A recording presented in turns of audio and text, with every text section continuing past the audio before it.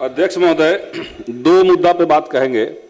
एक तो सरकार जो बेल्ट्रॉन से कर्मियों को बहाल करके आउटसोर्सिंग एजेंसियों को दे रही है, उसमें बेल्ट्रॉन के तत्कालीन डायरेक्टर ने 2019 में सरकार को कहा कि इस प्रोसेस के चलते सरकारी खजाने से हर साल 50 करोड़ रुपए का नुकसान हो रहा है। वो अब आंकड़ा बढ़ गया होगा महोदय। तो हम चाहेंगे कि सरकार इस पर विचार करे और बेल्ट्रॉन से जो कर्मी नियुक्त हो रहे हैं उसका पेमेंट डायरेक्ट सरकार अपने डिपार्टमेंट से दे। कुछ का दे रही है, कुछ का सरकार नहीं दे रही है।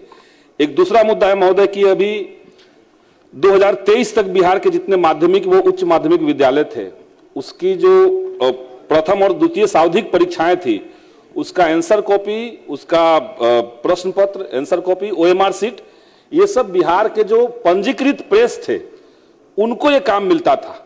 2023 में बिना किसी कारण के उस समय जो के पाठक जी थे, उन्होंने कहा कि ये बिहार विद्यालय परीक्षा समिति कराएगी, जबकि बिहार विद्यालय परीक्षा समिति के कैलेंडर में उस सावधिक परीक्षा का जिक्र नहीं है। और वो पूरा काम आज बिहार के बाहर की कंपनियां कर रही है, सिंगल कंपनियां कर रही है, गुजरात की कंपनी कर रही है। और बिहार के सारे जिलों में जो प्रेस रजिस्टर्ड प्रेस है वो बंद होने के कगार पे आ गए महोदय। और ये लघु सूक्ष्म उद्योग जो बिहार सरकार जिसको बढ़ाने की बात कर रही है, वो भारी संकट में जा रहा है।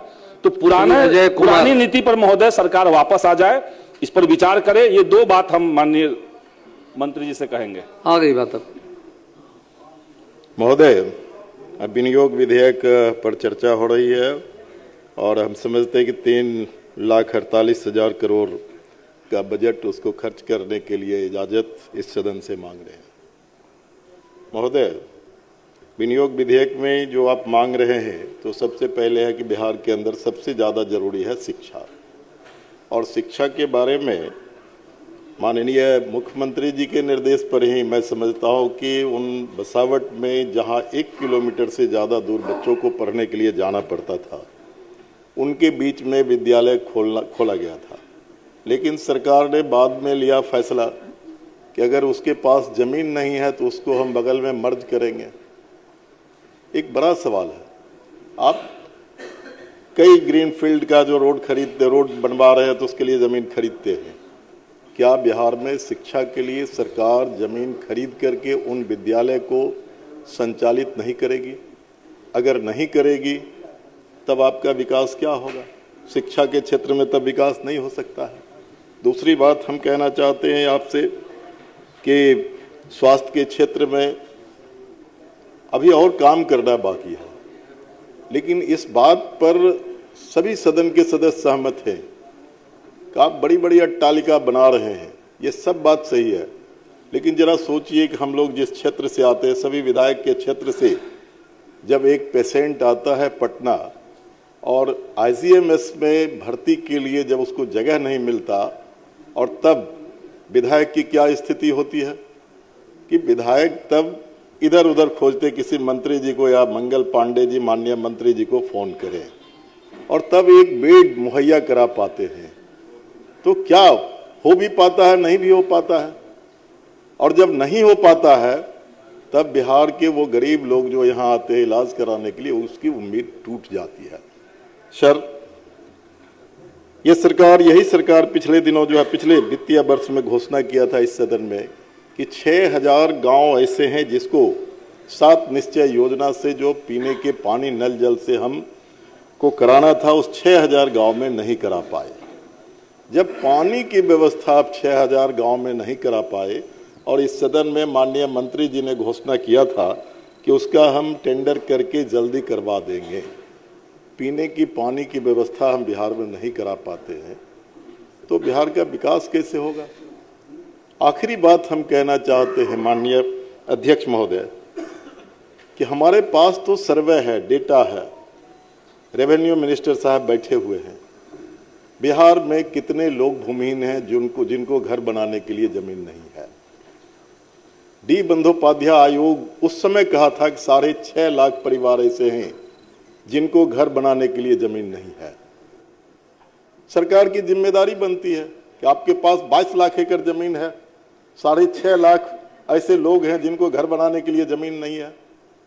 क्या सरकार उस 22 लाख एकड़ जमीन पर भूस्वामी जो कब्जा करके सामंत जो बैठा हुआ है, उस जमीन को, उस भूमिहीन को कम से कम सिर छिपाने के लिए, एक आवास बनाने के लिए जमीन सरकार नहीं देती है। तो इस फंड का ये जो है आपका 3,48,000 करोड़ रुपए का क्या हो सकता है, क्या होगा? आखिरी बात कह करके सर मैं बैठ जाऊंगा। मेरा आपसे ये कहना है कि बिहार के अंदर जो स्कीम वर्कर हैं, मिड डे मील वर्कर, कहने में हमें कोई गुरेज नहीं। कैसे सरकार काम ले रही है मिड डे वर्कर से? 1650 रुपया महीना पर आप उससे काम ले रहे हैं। 1650 रुपया महीना। बिहार सरकार के सभी मंत्री बैठे हुए, पूरी सरकार यहां है। बिहार का क्या कहता है, एक्ट क्या कहता है, न्यूनतम मजदूरी क्या है? क्या एक मजदूर को जिससे हम काम ले रहे हैं 8 घंटा वो मिड डे मील वर्कर काम करती है, स्कीम वर्कर सब काम करता, उसको दैनिक मजदूरी के बराबर भी तो मजदूरी हम दे सकते हैं। सवाल इच्छा शक्ति का है। इसीलिए मेरा अंतिम तौर पर यह कहना है कि इस फंड का आप उपयोग वहां करें, और अगर ये नहीं करते हैं तब फिर इसकी इजाजत की क्या जरूरत है? श्री सतीश प्रसाद कुमार सिंह यादव, 1 मिनट। धन्यवाद अध्यक्ष महोदय, हमें बिहार विनियोग विधेयक 2026 पे बोलने का मौका दिया। महोदय, विकास के लिए, किसी भी राज्य के लिए शिक्षा और स्वास्थ्य 2 बहुत महत्वपूर्ण चीजें हैं महोदय। हमने बात रखा था महोदय कि विश्वविद्यालयों की संख्या कम है।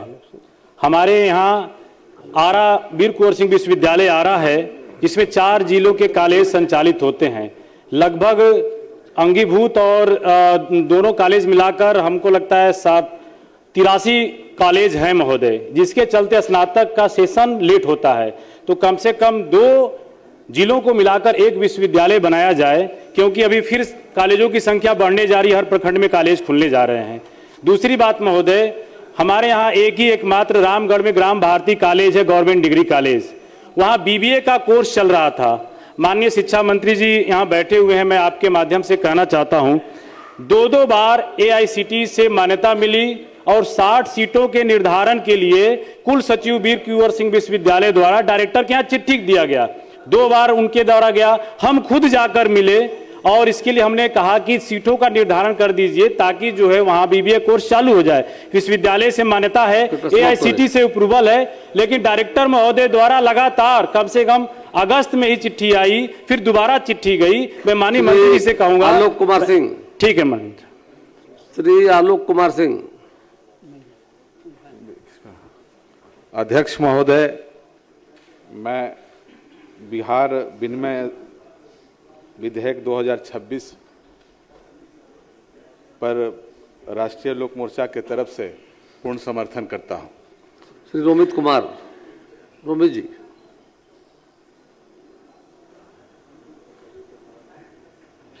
मैं भी इसका समर्थन करता हूं, लेकिन अपने क्षेत्र अत्रि विधानसभा में टूरिज्म को बढ़ाने के लिए गहलोर घाटी और दशरथ मांझी जी पर्वत पुरुष का वो क्षेत्र रहा है, तो उस क्षेत्र में पर्यटन के हिसाब से इको टूरिज्म को बढ़ावा मिले और शिक्षा के क्षेत्र में एक महाविद्यालय दशरथ मांझी जी के नाम पर वहां पर बनाया जाए, जिससे कि उनका नाम शिक्षा के क्षेत्र में पूरे विश्व में विख्यात हो। यही मांग मैं अपने क्षेत्र के लिए करता हूं। धन्यवाद।